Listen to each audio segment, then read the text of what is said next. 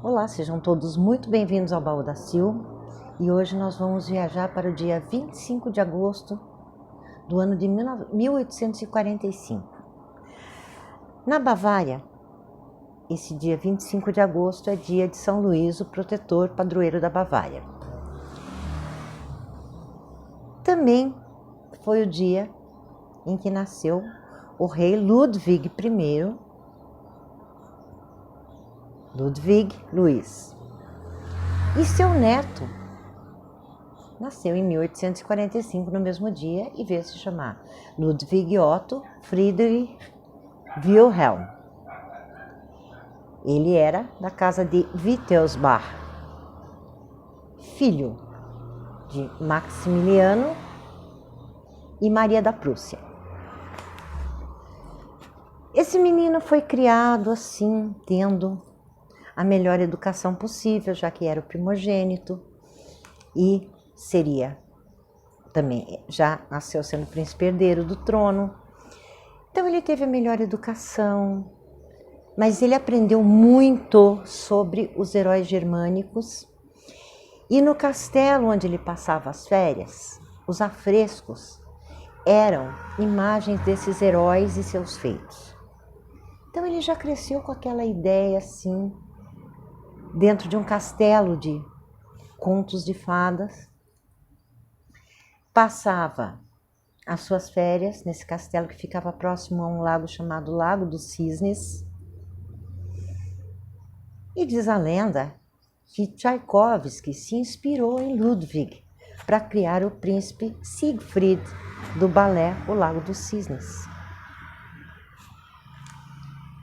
Mais tarde, o príncipe Ludwig se tornou rei. Ele ascendeu ao trono aos 18 anos, com o falecimento do seu pai. E ele era uma pessoa extremamente tímida, segundo relatos de quem o conheceu, inclusive de sua prima e melhor amiga, a Cici. A Cici, imperatriz lá do Império Austro-Húngaro, a esposa do Francisco José. Cici era talvez a pessoa que mais o compreendesse nesse mundo, que talvez ela tivesse ideias muito parecidas com as dele, então eles se davam muito bem. Tanto que ele quase casou com a Sofia Carlota, ou Sophie Charlotte, que era a irmã mais nova da Cici. Chegou a ficar noiva, anunciou noivado, mas depois de idas e vindas acabaram cancelando. Continuaram amigos pelo resto da vida. Porém, o Ludwig nasceu para tudo menos para ser um rei. Ele poderia ser um rei num conto de fadas, mas talvez não no mundo real. E ele usava toda a sua renda. A Bavária era um estado relativamente rico. E toda a sua renda ele empregou na construção do Teatro Real de Munique, na reforma do castelo onde ele passou suas férias na infância, na construção do castelo de Neuschwanstein, que é um castelo maravilhoso que fica no alto de uma montanha, que serviu de inspiração para o Walt Disney criar os castelos da Cinderela, tanto nos filmes quanto nos parques da Disney. Assim como o Castelo da Infância foi a inspiração no Castelo da Bela e a Fera. E esse castelo, ele é uma obra de arte, assim, em todos os sentidos, porque se por um lado tinha umas ruínas de um castelo medieval no local. Esse castelo, Ludwig, junto com os arquitetos, porque ele tinha, assim, além do bom gosto, ele tinha jeito para coisa. Eles desenharam um castelo que se parecia medieval, mas que tinha todas as modernidades e confortos do século XIX, chegando mesmo até um telefone lá dentro. E o curioso nesse castelo é a Sala do Trono. Eu vou deixar fixado no primeiro comentário um documentário que tem sobre o assunto, maravilhoso, mas que talvez vocês não entendam por causa da língua, porque é parte em inglês, parte em alemão. Porém, a parte visual do castelo é fantástica. Você vê o castelo por dentro. Coisa que, mesmo você indo para lá e pagando, você não tem acesso ao castelo inteiro. E esse documentário teve acesso ao castelo inteiro. É uma coisa assim emocionante. E quando o Ludwig começou a construir esse castelo, o povo da cidade, ali embaixo, ficou assim maravilhado, porque era uma cidade muito pobre, porque o solo não era muito fértil, então eles viviam mais da pesca. Com a construção do castelo do rei Ludwig II, o que aconteceu? Tinha emprego, tinha renda, tinha comida para todo mundo. Então, foram anos assim de glória até a deposição do rei. E antes que alguém me pergunte, ele viveu de 1845 a 1866 e o Lago dos Cisnes foi escrito por Tchaikovsky em 1877. Estreou em 1877. Até lá, naquela época, o rei já era bem famoso. E também era um homem extremamente bonito. Porém, tudo ia muito bem até que o rei resolveu patrocinar Richard Wagner, porque ele se encantava com suas óperas e os heróis germânicos.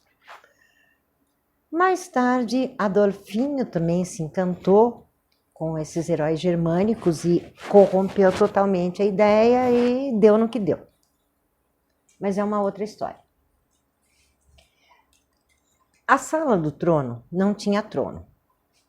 É um local assim estonteante. Mas ele ficava ali sozinho, ele nunca deu audiências naquele local. E aí, os ministros começaram a ficar irritados e se juntaram com o príncipe Leopold, que era tio de Ludwig, e armaram, arquitetaram um plano, um golpe. O tio falou: eu aceito, seu rei, se vocês conseguirem me provar, se vocês conseguirem provas de que o meu sobrinho Ludwig está louco. Aí, esses ministros se juntaram com o psiquiatra Dr. Guiden, pagaram para um monte de... Porque o Ludwig era assim, quando ele estava contente com o trabalho dos operários, ele os presenteava como um charuto. Então lá diz que existe um ditado que quando você faz um serviço bem feito, alguém fala você merece um charuto. Mas quando ele também não gostava, ele dava piti. Ele foi criado de uma forma, ele foi extremamente mimado e também extremamente controlado. Viveu naquele mundo de conto de fadas. Aí queriam que o rapaz fosse um bom rei, que ele soubesse governar. É difícil.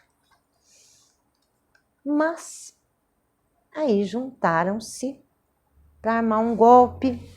A primeira tentativa de golpe, quando mandaram comissários para prender Ludwig, um funcionário dele o avisou, e nobres também o avisaram, ele chamou a polícia.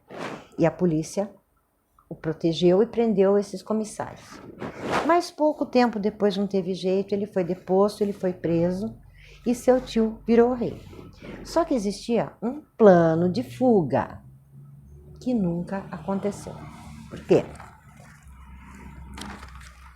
Quando ele estava internado na clínica do Dr. Guiden, no dia 13 de junho de 1886, supostamente uma tarde chuvosa e fria, faziam 12 graus, o Ludwig resolveu segundo testemunhas, dar um passeio no lago, uma caminhada com o Dr. Guiden, porque ele estava se sentindo sufocado, angustiado de só ficar lá na clínica. O Dr. Guiden pediu para que ninguém o seguisse. Disse que eram ordens do rei. Eles ficaram de voltar às 20 horas e nunca mais voltaram. Resolveram então fazer buscas. No dia seguinte ele foi encontrado, ele e o Dr. Guiden, boiando no lago.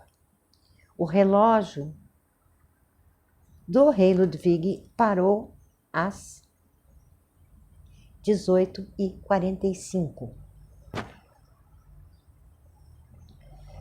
Na autópsia não tinha água nos pulmões e a própria Cici e parentes disseram ele era um exímio nadador.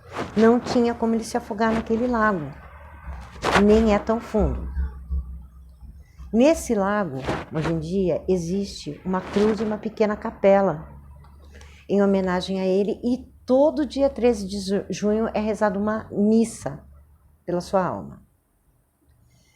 Um tempo depois aparece o pescador particular do rei, que se chamava Jacob Leidel, que viveu entre 1864 e 1933. E ele sempre declarou que não sabia de nada, que ele estava lá, mas que ele não viu nada. Depois que ele faleceu, encontraram seus diários, onde ele anotou: eu tive que declarar que jamais comentaria o que vi ou ouvi naquela noite, nem mesmo com a minha esposa. E o Estado se comprometeu a cuidar de mim e de minha família em qualquer tempo, em qualquer situação, desde que ele não abrisse a boca. Ele não falou, mas ele deixou registrado no diário que ele estava com o barco escondido atrás de um arbusto esperando o rei, que ia fugir e ia se encontrar com aliados na outra margem, que estava esperando por ele. E que quando o rei pôs um pé no barco, ele ouviu um estouro e o rei caiu.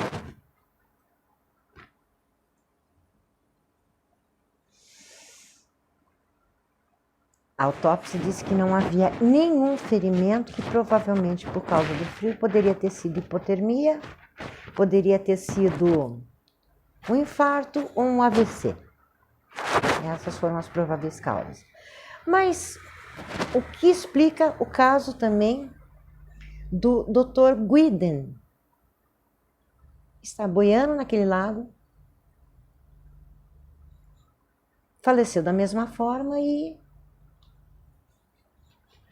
ninguém nunca explicou. Claro que Titio Leopoldo subiu ao poder e ficou, mas depois ele se lascou porque as monarquias da Europa foram extintas na época das mundiais. E aí não teve mais rei nenhum, reinado nenhum. Existem ainda algumas monarquias, mas a maioria, principalmente na Alemanha, foi extinta. Alguns anos depois,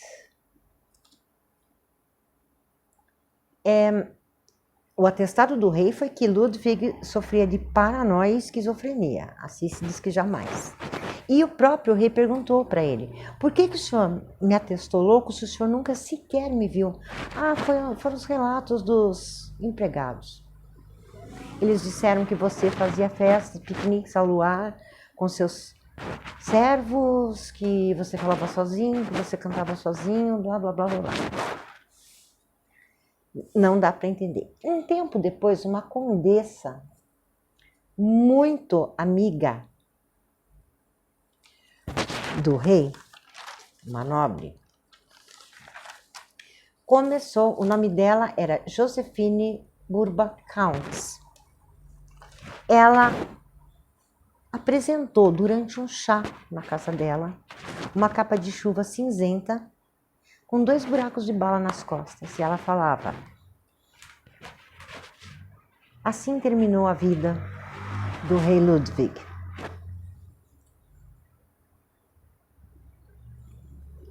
Existia um complô pelo poder da Baviera? Sim. A autópsia falou toda a verdade? Quem sabe? A Cici foi uma das que nunca engoliu essa história. Ela nunca aceitou que realmente pudesse ter sido outra coisa. Mas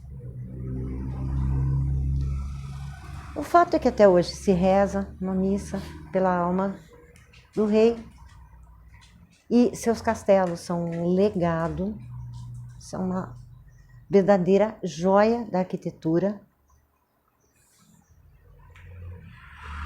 que tem cara de medieval, mas tem todas as modernidades da época e hoje mais ainda. E assim foi a história do Príncipe Cisne. Bom, eu espero que vocês tenham gostado. Se você gostou, não esqueça, deixe seu like para o YouTube tirar. Se inscreva no canal para o YouTube te desinscrever, mas assim a gente vai. E se você compartilhar, mais gente vai ver e virar para o canal. Gratidão, até o próximo vídeo.